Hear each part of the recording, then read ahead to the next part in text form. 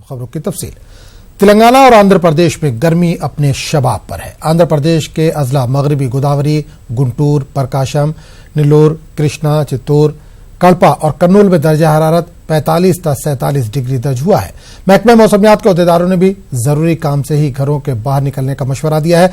सुबह 9 बजे से ही गर्मी की शिद्दत देखी जा रही है। दोनों रियासतों में गुज़िश्ता 24 घंटों के दौरान सन स्ट्रोक से 16 लोगों की मौत हो चुकी है। सड़कें सुनसान है। बच्चों और उम्र रसीदा अफराद को घर से बाहर न निकलने का मशवरा दिया गया है।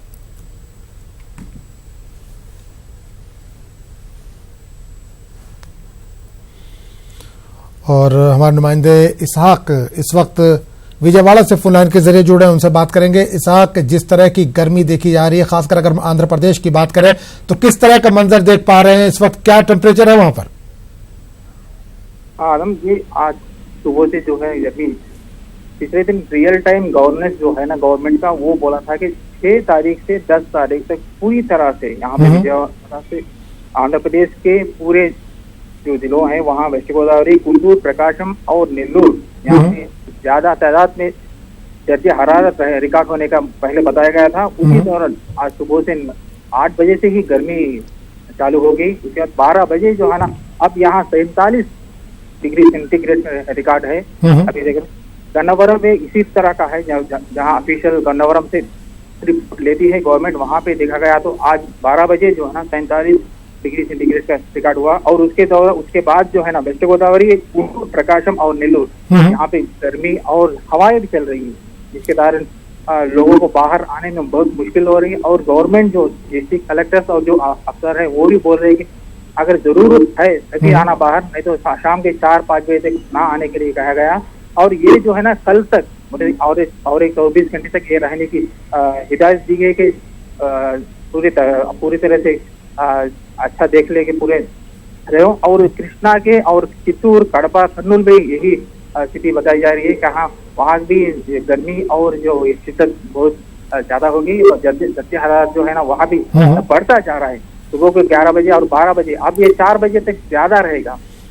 एक चीज और जानना चाहेंगे, जाहिर सी बात आपने बताया कि 47 डिग्री तक पारा पहुंच चुका है, टेम्परेचर 47 डिग्री तक पहुंच चुका है, तो क्या महकमे मौसमियात के लोगों का क्या कहना है, जो ऑफिसर है उनका क्या कहना है, क्या इसमें और इजाफा हो सकता है? आज लगभग ये वो बता रहे हैं कि 1 या 2 डिग्री 2 दिनों में सिचुएशन जो है ना, ये पहले 6 तारीख को ली गई सिचुएशन है। और आज जो है ना एक रियल टाइम गवर्नमेंट जो है ना सैटेलाइट के द्वारा एक सिचुएशन लेगा। उसके बाद आज शाम या कल सुबह तक वो एक रिपोर्ट देगी, उसमें पूरा बताया जाए क्या हो।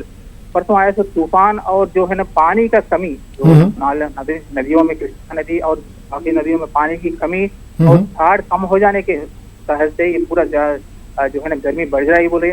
और दूसरी तरफ जो है ना सिटी में ये अपार्टमेंट कल्चर और झाड़ है, नई ग्रीनरी कम हो जाने के वजह भी ये गर्मी बढ़ती है वो बोल रहे हैं। और गवर्नमेंट जो है ना पूरी तरह से जो बाहर पानी के इंतजाम और जो है ना ठंडी जो इंतजाम करते वो पूरा लिया गया। और बसेस जो है ना वो भी ठंडे मौसम में कैसा रहता है, और पूरे एसी बसेस जो है ना फुल रश चल रहे हैं। और जो मामूल जो बसेस है वो थोड़ा कम बाहर आदमी दिख रहे हैं, कहीं बोले तो गर्मी में कहीं भी करना नहीं चाहते। और दूसरी तरफ जो है ये स्कूल की छुट्टी का मौसम है, बाहर जाने गांव इधर जाने का उधर जाने का मौसम में भी ये गर्मी के कारण जो है ना लोग कहीं भी नहीं जाके पूरे घर में बैठे हैं। और लगातार जो 1 हफ्ते में जो है ना यहाँ का आंध्र प्रदेश के जो बिजली का जो खपत है वो डबल हो गया बोल के इलेक्ट्रिसिटी डिपार्टमेंट बोले। तो सुबह से जो है ना 10 बजे से 5 बजे के अंदर कई बार जो ट्रिप हो रहे हैं, करंट जा रहा है, कई जगह से बिजली की कंप्लेंट्स आती है, कई ट्रांसफार्मर जल जाते हैं। और दूसरी तरफ से गाड़ियों में गाड़ी के जो टायर थे वो भी फट जाने के, गर्मी के कारण रोड पे ज्यादा फट जाने के। एक सवाल और करना चाहेंगे, कई लोगों की मौत की खबर आ रही है, सन स्ट्रोक से कई लोग मारे गए हैं, तो स्टेट में कितने लोगों की डेथ हुई है, क्या इसका कुछ आंकड़ा मिल पा रहा है, कुछ कितनी तादाद है? अभी जो जिस तरह का समाचार मिला है उसके तरफ 16 जो लोग है वो मारे गए, वो तो बता रहे मर गए बोल के। और जो है ना कई लोग जो है ना हॉस्पिटल में जो डिहाइड्रेशन प्रॉब्लम और जो है ना सनस्ट्रोक के प्रॉब्लम से कई प्राइवेट हॉस्पिटल और गवर्नमेंट हॉस्पिटल में भी ज्वाइन हो गए हैं। लगातार जो डिस्ट्रिक्ट मेडिकल ऑफिसर है वो पूरी समाचार लेके उन लोग फर्स्ट एड और दूसरी तरह से और बस स्टैंड और रेलवे स्टेशन में जो है ना सनस्ट्रोक और दूसरी ये डिहाइड्रेशन प्रॉब्लम ना हो छोटे बच्चों को और बड़े बूढ़े बुजुर्गों को, इसलिए कई जगह जो टेम्पररी पीएचसी सेंटर्स जो है ना वो लगाए गए। चलिए, बहुत बहुत शुक्रिया इसहाक इस तमाम जानकारी के लिए। आगे बढ़ेंगे। कर्नूल शहर में नल पर झगड़े के नतीजे में एक बच्चे को जान से हाथ धोना पड़ा। कल रात पानी के लिए कर्नूल के लक्ष्मी नगर में शेख वली और शेखुन बी के बेटी मौला बी से पड़ोस वालों ने झगड़ा किया। काम से वापस लौटने पर मौला बी ने मां को पड़ोस वालों के झगड़े की बात बताई। झगड़े की वजह पूछने की कोशिश पर पड़ोस के खानदान ने शेखुन बी पर हमला कर दिया। मौला बी ने इस दौरान अपनी मां को बचाने की कोशिश की, लेकिन लातों घूसों का शिकार होकर बेहोश हो गई। मुकामी लोगों ने मौला बी को फौरी अस्पताल मुंतकिल किया, लेकिन डॉक्टरों ने उसे मुर्दा करार दे दिया। इस वाकये के ताल्लुक से 3 टाउन पुलिस स्टेशन ने एक केस दर्ज करके जांच शुरू कर दी है। मुतवफ़ी मौला बी अब 2 महीने की शीरख्वार बेटी को छोड़ गई है, जिसके परवरिश को लेकर उसके नानी काफी फिक्रमंद है। मुलजिम पड़ोसी रामाचंद्र के अफराद खाना से पूछताछ जारी है। गर्मी की छुट्टियों के दौरान समाअत करने वाले सुप्रीम कोर्ट के बेंच में चीफ जस्टिस गोगोई भी शामिल होंगे। सीजेआई 25 से 30 मई तक वैकेशन बेंच पे बैठेंगे। ये बेंच पीर से बैठेगी। अगर आम इंतखाबात में किसी इत्तेहाद को अक्सरियत हासिल नहीं होती और मामला सुप्रीम कोर्ट के पास आता है, इस सूरत में चीफ जस्टिस इस केस की समाअत करेंगे। ऐसा पहली बार होगा जब चीफ जस्टिस मामूल के मामलों की समाअत करेंगे। और इस पूरे मामले पर बात करने के लिए हम सीधे रुख करेंगे दिल्ली का, जहां सभा नुमाइंदे सुशील पांडे इस वक्त फोन लाइन के जरिए जुड़ रहे हैं। सुशील, चीफ जस्टिस इस बार मामूल की जो केसेस है उसकी समाअत करेंगे गर्मियों की छुट्टियों में, ऐसा पहली बार हो रहा है, क्या वजह बताई जा रही है?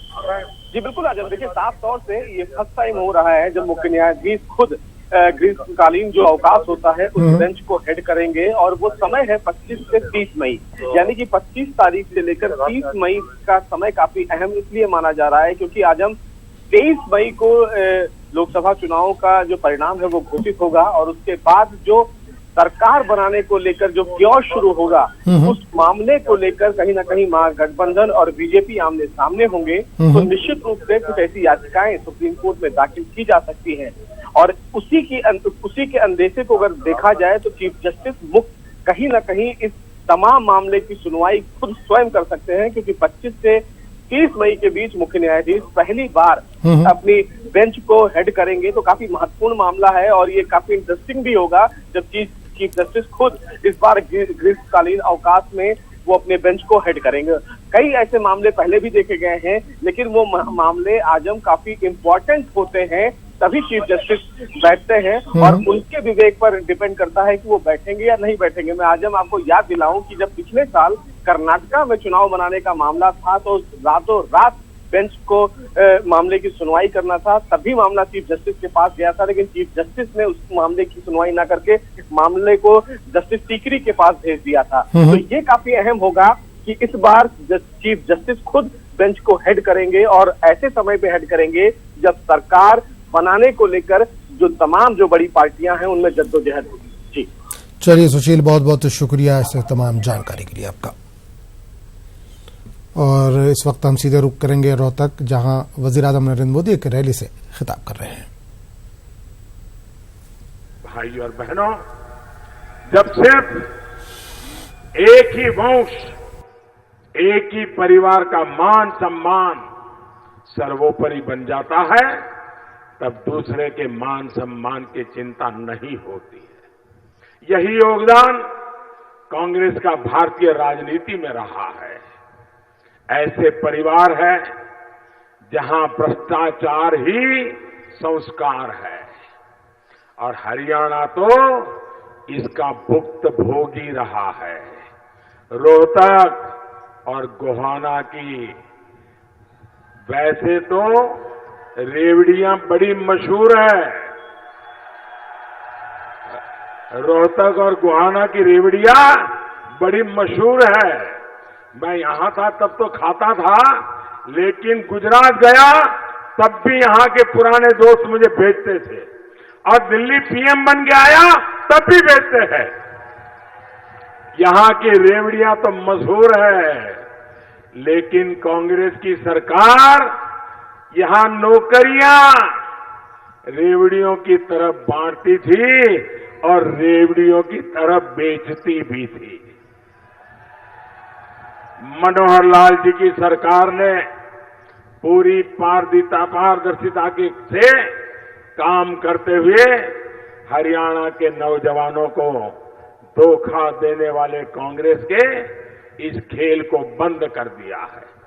साथियों, दिल्ली में जो कांग्रेस के नामदार हैं, उनके जो रिश्तेदार हैं, उन्होंने यहां के पूर्व मुख्यमंत्री के साथ मिलकर क्या क्या गुल खिलाए हैं, ये भी पूरा देश जानता है।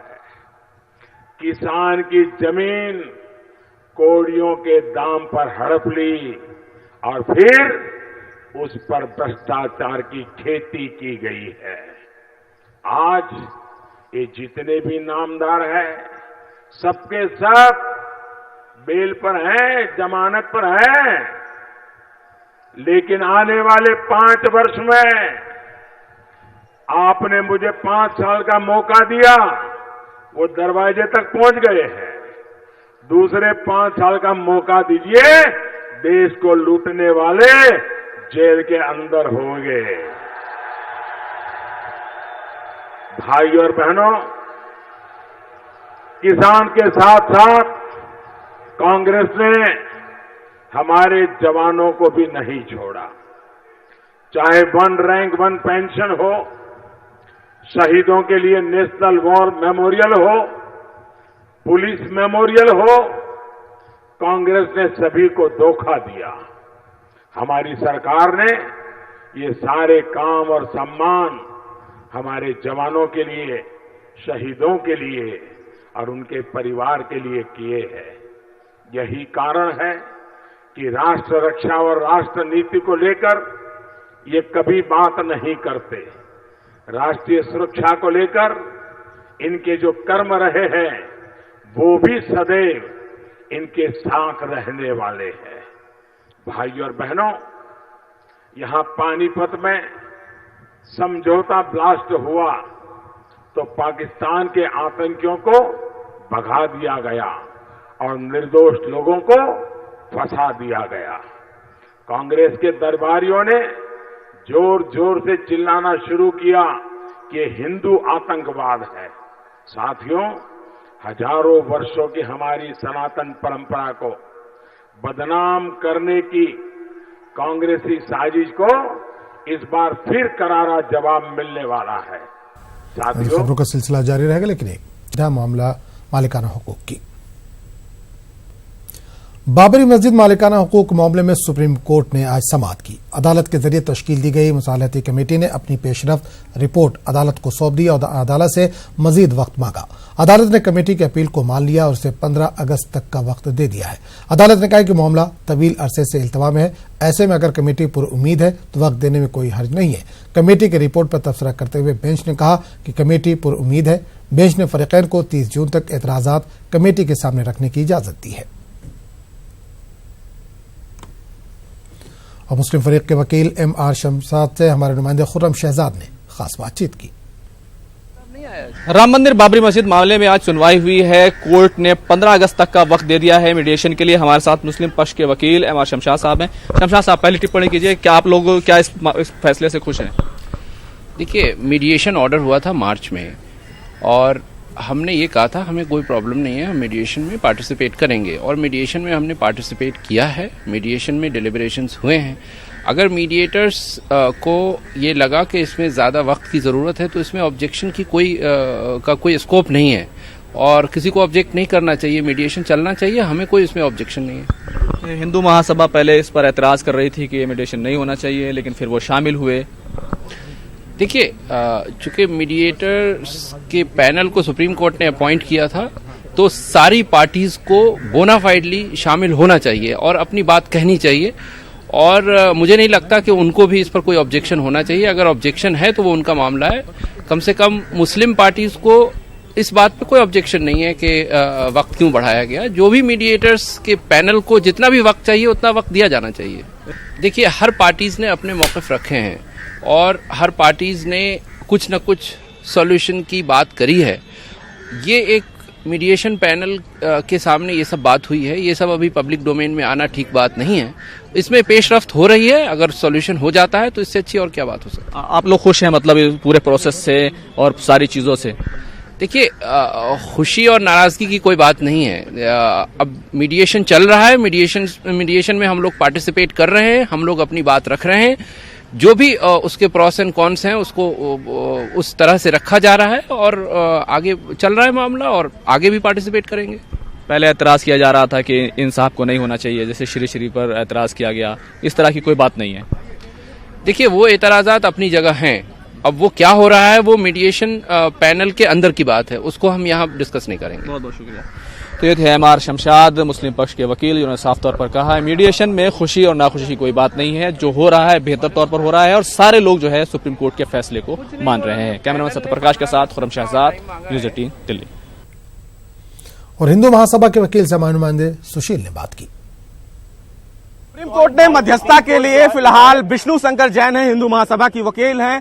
मध्यस्थता के लिए सुप्रीम कोर्ट ने 15 अगस्त का समय दिया है। विष्णु, इसको कैसे देखा जाए? 15 अगस्त का समय दिया, समय बढ़ा दिया। पैनल ये कह रहे थे कि इस पूरे मामले में कहीं ना कहीं देखिए, मेरे हिसाब से बहुत लंबा समय दिया है मीडिएशन पैनल को अपना प्रोसेस कंप्लीट करने के लिए। 15 अगस्त का समय काफी लंबा समय होता है मीडिएशन प्रोसेस कंप्लीट करने के लिए, पर सुप्रीम कोर्ट ने कहा कि जब मीडिएशन का कमेटी होपफुल है कि वो मीडिएशन कर सकती है तो हम क्यों इंटरफेयर करें। लेकिन मुस्लिम पक्षकार कह रहे थे कि वो मीडिएशन के काफी संतुष्ट हैं, लेकिन आप लोगों ने कुछ सवाल खड़े किए। देखिए, मुस्लिम पक्षकार संतुष्ट है, पर अभी मीडिएशन प्रोसेस चालू है। अभी उनका ये कहना अपने आप में अनुचित है और जब मीडिएशन चल रहा है तो जब तक मीडिएशन प्रोसेस कंप्लीट नहीं हो जाता है इसमें किसी भी तरह की कोई टिप्पणी करना गलत होगा। तो फिलहाल सुप्रीम कोर्ट ने इस पूरे मीडिएशन जो पैनल है उसको समय दे दिया है 15 अगस्त का। 15 अगस्त तक फिलहाल मीडिएशन पैनल को अपनी फाइनल रिपोर्ट सुप्रीम कोर्ट में दाखिल करनी है। इस बीच स्टेटस रिपोर्ट सुप्रीम कोर्ट में दाखिल किया गया है मध्यस्थता पैनल की तरफ से। हालांकि सुप्रीम कोर्ट ने उस रिपोर्ट को देखने के बाद कहा कि यह पैनल काफी आशावादी है और इसीलिए हमें लगता है कि इस पैनल को मौका दिया जाना चाहिए। तो यह साफ है कि अब सुप्रीम कोर्ट ने राम जन्मभूमि विवाद को सुलझाने के लिए पैनल को दोबारा समय दिया है। अब देखना यह है कि पैनल अपनी क्या कुछ रिपोर्ट सुप्रीम कोर्ट में दाखिल करता है। कैमरामैन सोनू के साथ सुशील पांडे, न्यूज़ 18 दिल्ली। इस मामले पर सीनियर वकील मजीद मेमन ने क्या कुछ कहा, आइए आपको सुनवाते हैं। देखिए, जब बाबरी मस्जिद की वारदात का मामला और वो ज़मीन के हक का मामला सारा सुप्रीम कोर्ट के ज़ेर गौर है, तो ऐसे समय पर केंद्र सरकार ने कुछ उसमें बदलाव लाना कि कुछ ज़मीन रिलीज़ कर देना या कुछ परमिशन दे देना, ये उचित नहीं है। मुझे लगता है अगर कोई पक्षकार, चाहे वो अखाड़ा हो, चाहे मुस्लिम बोर्ड हो या कोई और हो, वो अगर इस पर आपत्ति उठाता है सुप्रीम कोर्ट में, तो जाहिर है सुप्रीम कोर्ट इस पर विचार करेगा कि मामला जैसा है, स्टेटस को जिसे हम कानूनी ज़बान में कहते हैं, उसको चेंज नहीं किया जा सकता जब तक कि उच्चतम न्यायालय किसी सही फैसले पर नहीं पहुंचता। बिहार के 3.5 लाख कॉन्ट्रैक्ट टीचरों को सुप्रीम कोर्ट से झटका लगा है। सुप्रीम कोर्ट ने पटना हाईकोर्ट के फैसले को पलट दिया है। दरअसल बिहार हुकूमत ने पटना हाईकोर्ट के फैसले को अदालत उज़्मा में चैलेंज किया था। गैर मुस्तकिल टीचर लंबे अरसे से मुस्तकिल टीचरों की बराबर तनख्वाह की मांग कर रहे थे। 31 अक्टूबर 2017 को पटना हाईकोर्ट ने गैर मुस्तकिल टीचरों के हक में फैसला सुनाया था। हाईकोर्ट के फैसले को 15 दिसंबर 2017 को सुप्रीम कोर्ट में चैलेंज किया गया। कई बार की समाअत के बाद 3 अक्टूबर 2018 को सुप्रीम कोर्ट ने अपना फैसला महफूज रखा था।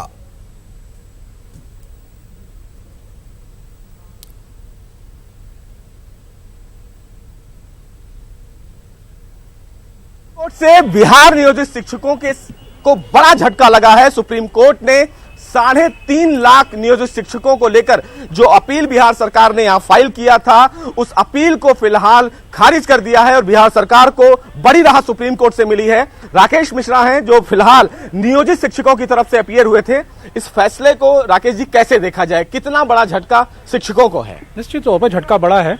बाकी तो ऑर्डर अपलोड होने के बाद रीजनिंग इसकी पढ़ी जाएगी, मगर कुछ क्वेश्चन फिर भी अराइज करते हैं कि क्या सरकार को इस देश में free hand, right to education के बाद फ्री हैंड दे दिया जाएगा कि किसी भी कीमत, किसी भी वेतनमान पे रखा जाने के लिए तो शिक्षा का स्तर क्या होगा। बहरहाल ये कमेंट बिना पढ़े मैं कर रहा हूं अभी, पर ये लार्जर क्वेश्चन था जिसमें कोर्ट भी परेशान हुई है। हर डेट में ये बात कही है उन्होंने, क्या हम इस तरह अलाउ कर सकते हैं कि किसी भी वेतनमान पे अनक्वालिफाइड लेवल के टीचर रखे जाएं, और बच्चों के अधिकार को लेकर क्या कहा है कोर्ट ने, सब चीजों देखने का विषय है। विष्णु, राकेश जी, एक महत्वपूर्ण बात, जो आखिरी सवाल है और महत्वपूर्ण सवाल बात यह भी है कि सुप्रीम कोर्ट ने एक ऑब्जर्वेशन किया था कि 26,000 वेतन क्यों दिया जा रहा है अगर वो शिक्षक हैं। तो बिहार सरकार ने कहा कि कहीं ना कहीं जो ये भर्ती हुई थी वो उनमें कई पैमाने नहीं देखे गए। तो ये तमाम चीजें क्या देखी जाएंगी?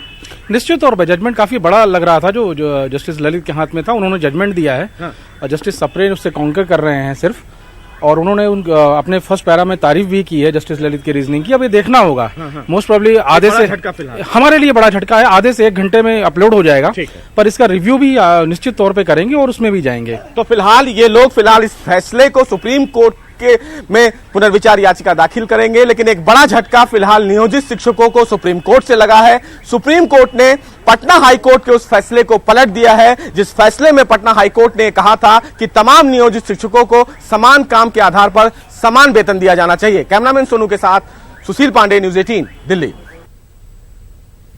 दिल्ली के सरकारी स्कूलों में सीसीटीवी लगाने का मामला सुप्रीम कोर्ट पहुंच गया है। मामला सुप्रीम कोर्ट लेकर जाने वाले वकील से बात की न्यूज 18 ने। राजधानी दिल्ली के सरकारी स्कूलों में सीसीटीवी कैमरा लगाने के मामले में फिलहाल सुप्रीम कोर्ट ने नोटिस जारी किया है दिल्ली सरकार को।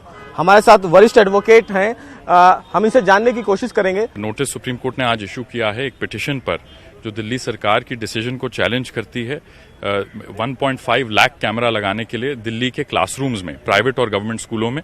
तो हमारा मानना यह है कि ये प्राइवेसी बच्चों की वायलेट करता है और टीचर्स की भी, तो इसी कारण हमने ये पिटीशन फाइल की थी। सर, सुप्रीम कोर्ट का कोई ऑब्जर्वेशन इस मामले में हुआ है और इसमें पिटिशनर्स क्या हैं, क्या लोकस है फिलहाल फाइल करने? जो पिटिशनर हैं एक 20 साल की महिला हैं, नेशनल लॉ यूनिवर्सिटी की टॉपर हैं 3rd ईयर में। तो उनका कहना है कि जो लड़कियां हैं उनकी जो प्राइवेसी है वो वायलेट होती है कैमराज लगाने से और उस कैमरा की फुटेज गैर मर्दों को डिस्ट्रीब्यूट करने से, क्योंकि दिल्ली सरकार का बड़ा पेचीदा ये पॉलिसी डिसीजन है। वो चाहते हैं कि ये जो फुटेज है क्लासरूम से ये सारे पेरेंट्स को दी जाए, उसका एक्सेस सबको दिया जाए। तो ये तो मैं मानता हूं कि बिल्कुल ही वायलेटिव है प्राइवेसी पर, और सुप्रीम कोर्ट की डिसीजन है कि प्राइवेसी फंडामेंटल राइट है हम लोग सबकी। दिल्ली सरकार ये कह रही है कि स्टूडेंट्स और टीचरों को लेकर जिस तरह स्कूल में माहौल है उसके लिए तमाम पेरेंट्स की ये राइट है कि वो जाने कि उनके बच्चे स्कूल में क्या कर रहे हैं, शिक्षक उनको पढ़ा रहे हैं या नहीं पढ़ा रहे हैं, और इसलिए उन्होंने ये फिलहाल डिसीजन लिया है। सुप्रीम कोर्ट का इस पूरे मामले पर कोई ऑब्जर्वेशन? तो यहाँ क्यों रुकें फिर, स्कूल्स पर क्यों रुकें? मेरा तो मानना है कि जो चीफ मिनिस्टर हैं केजरीवाल जी, वो अपने कमरे और अपने कैबिन में 2 सीसीटीवी कैमरा लगा लें और सबको 24 घंटे फुटेज दिखाएं कि वो कुछ करते हैं कि नहीं करते हैं। तो ये आर्गुमेंट तो बिल्कुल ठीक नहीं है कि एक हाथ इंसिडेंट के कारण आप पूरी दिल्ली के जितने स्टूडेंट्स हैं उनकी साइकोलॉजी को आप परमानेंटली डैमेज कर दें। आप सोचिए, जब हम लोग सब स्कूल में थे, अगर हमको लगे कि 24 घंटे हमारे माता पिता हमको देख रहे हैं, हम किसके साथ बैठ रहे हैं, क्या बोल रहे हैं, क्या पढ़ रहे हैं, क्या नहीं कर रहे हैं, तो हमारे पे क्या इफेक्ट हुआ होता? आज हम लोग सब रोबोट बन जाते। तो मेरा तो मानना है कि बहुत ही डैमेजिंग डिसीजन है दिल्ली सरकार का और बड़ी जल्दबाजी में ये डिसीजन लिया गया है। कब तक जवाब देना है सर? इसमें जो इंटरिम एप्लीकेशन है स्टे पर, उस पे भी नोटिस इशू हो गया है। 6 हफ्ते मिले हैं दिल्ली सरकार को इस पे जवाब देने के लिए।